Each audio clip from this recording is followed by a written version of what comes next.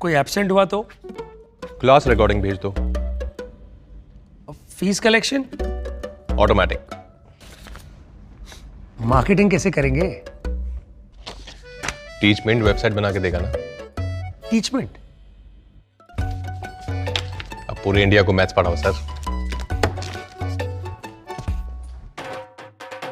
चाहे जैसी भी जरूरत हो, टीचमेंट पे टीचिंग आसान है। आज ही डाउनलोड करें टीचमेंट, इंडिया का नंबर 1 टीचिंग ऐप।